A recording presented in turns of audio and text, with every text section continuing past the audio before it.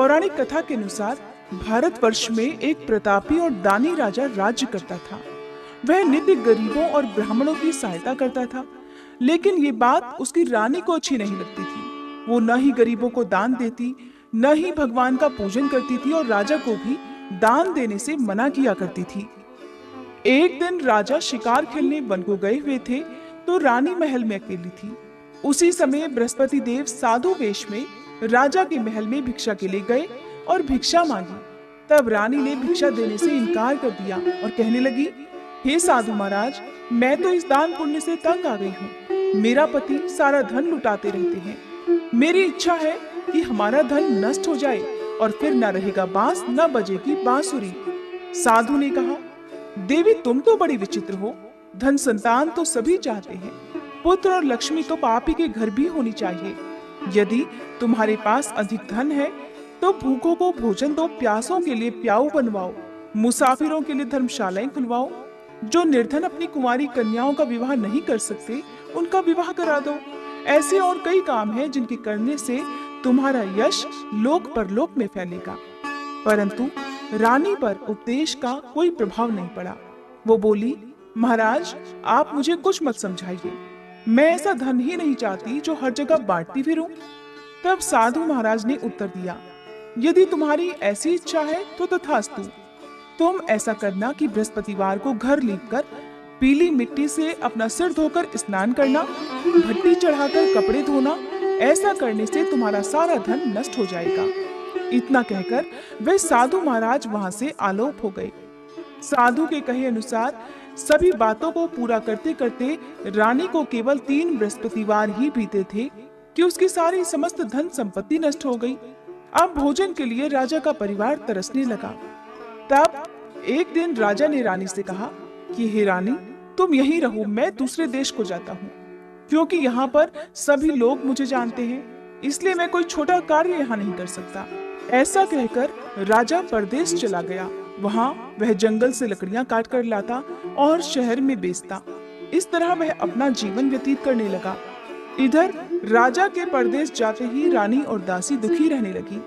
एक बार जब रानी और दासी को 7 दिन तक बिना भोजन के रहना पड़ा, तो रानी ने अपनी दासी से कहा, हे दासी, पास ही के नगर में मेरी बहन रहती है, वह बड़ी धनवान है।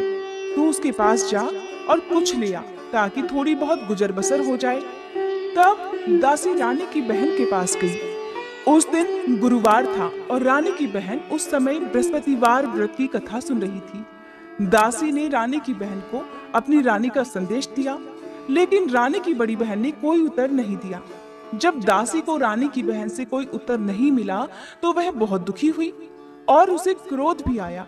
दासी ने वापस आकर रानी को सारी बात बता दी। सुनकर रानी ने अपने भाग्य को बहुत कोसा। उधर रानी की बहन ने सोचा कि मेरी बहन की दासी आई थी, परंतु मैं उससे नहीं बोली, इससे तो वह बहुत दुखी हुई होगी। कथा सुनकर और पूजन समाप्त करके वह अपनी बहन के घर आ गई और कहने लगी, हे बहन, मैं बृहस्पतिवार का व्रत कर रही थी, तुम्हारी दासी मेरे घर आई थी, परंतु जब तक कथा होती है तब तक न तो उठते हैं और न ही बोलते हैं, इसलिए मैं नहीं बोली। कहो दासी क्यों गई थी? रानी बोली, बहन तुमसे क्या छुपाऊं, हमारे घर में खाने को अनाज नहीं था। ऐसा कहते कहते रानी की आंखें भर आई।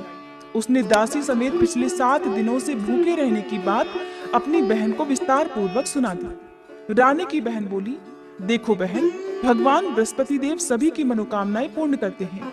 देखो शायद तुम्हारे घर में अनाज रखा हो। पहले तो रानी को विश्वास नहीं हुआ, पर बहन के आग्रह करने पर उसने अपनी दासी को अंदर भेजा तो उसे सचमुच अनाज से भरा एक घड़ा मिल गया। ये देखकर दासी को भी बड़ी हैरानी हुई।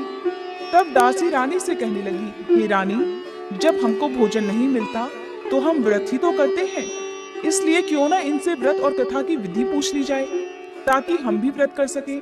तब रानी ने अपनी बहन से बृहस्पतिवार व्रत के बारे में पूछा।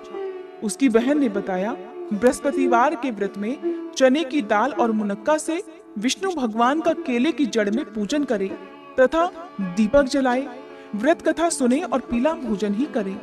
इससे बृहस्पति देव प्रसन्न होते हैं। व्रत और पूजन की विधि बताकर रानी की बहन अपने घर को लौट गई। 7 दिन के बाद जब गुरुवार का दिन आया तो रानी और दासी ने व्रत रखा। घुड़साल में जाकर चना और गुड़ लेकर आई। फिर उससे केले की जड़ तथा विष्णु भगवान का पूजन किया। अब पीला भोजन कहाँ से आए?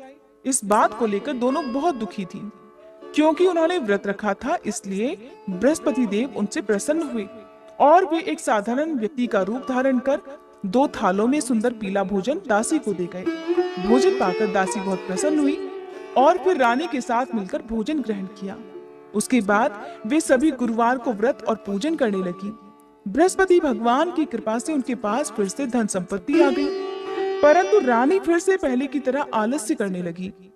तब दासी बोली, देखो रानी, तुम पहले भी इसी प्रकार आलस्य करती थी, तुम्हें धन रखने में कष्ट होता था, इस कारण सभी धन नष्ट हो गया। अब जब भगवान बृहस्पति की कृपा से हमें धन मिला है तो तुम्हें फिर से आलस्य होता है। रानी को समझाते हुए दासी ने कहा, हे रानी, बड़ी मुसीबतों के बाद हमने ये धन पाया है, इसलिए हमें दान पुण्य करना चाहिए, भूखे मनुष्यों को भोजन कराना चाहिए और धन को शुभ कार्यों में खर्च करना चाहिए, जिससे तुम्हारे कुल का यश बढ़ेगा, स्वर्ग की प्राप्ति होगी और पितर भी प्रसन्न होंगे।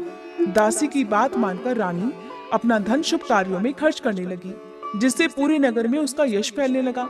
उधर राजा दुखी होकर जंगल में एक पेड़ के नीचे आसन जमाकर बैठ गया। वह अपनी दशा को याद करके व्याकुल होने लगा। वह दिन बृहस्पतिवार का था। एकाएक उसने देखा कि निर्जन वन में एक साधु प्रकट हुए। वह साधु वेश में और कोई नहीं बल्कि स्वयं बृहस्पति देवता थे। लकड़हारे के सामने आकर बोले, हे लकड़हारे, इस सुनसान जंगल में तू चिंता मगन क्यों बैठा है? लकड़हारे ने दोनों हाथ जोड़कर प्रणाम किया और उत्तर दिया, महात्मा जी, आप तो सब कुछ जानते हैं, मैं क्या कहूँ। ऐसा कहकर राजा रोने लगा और साधु को अपनी आत्मकथा सुनाई। तब महात्मा जी ने कहा, तुम्हारी स्त्री ने बृहस्पति के दिन बृहस्पति भगवान का निरादर किया है, जिसके कारण रुष्ट होकर उन्होंने तुम्हारी ये दशा कर दी। अब तुम चिंता को दूर करके मेरे कहने पर चलो तो तुम्हारे सभी कष्ट दूर हो जाएंगे और भगवान पहले से भी अधिक संपत्ति देंगे।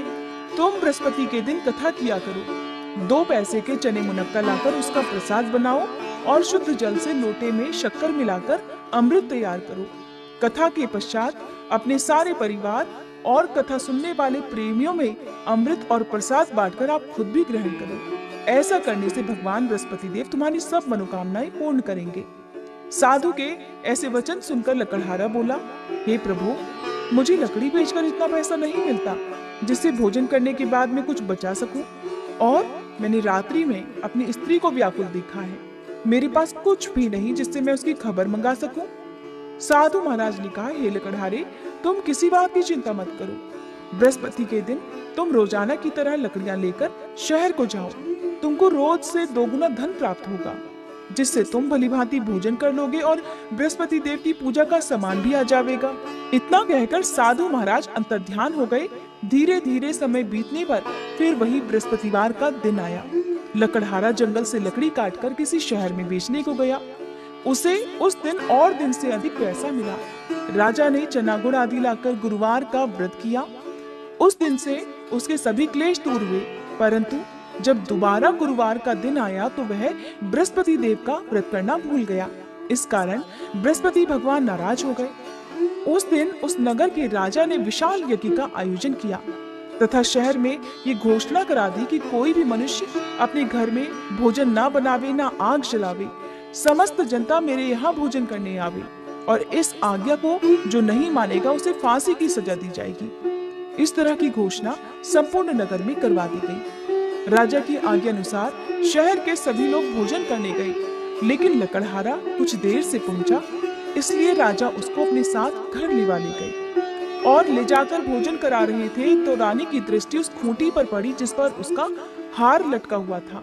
उस समय वह हार वहां पर दिखाई नहीं दिया तो रानी ने निश्चय किया कि मेरा हार इसी मनुष्य ने चुरा लिया है, और उसी समय सिपाहियों को बुलवाकर उसको कारागार में डलवा दिया। इधर जब लकड़हारा कारागार में पड़ गया तो बहुत दुखी होकर विचार करने लगा कि न जाने कौन से पूर्व जन्म के कर्म से मुझे ये दुख प्राप्त हुआ है, और दुखी होकर उसी साधु को याद करने लगा जो कि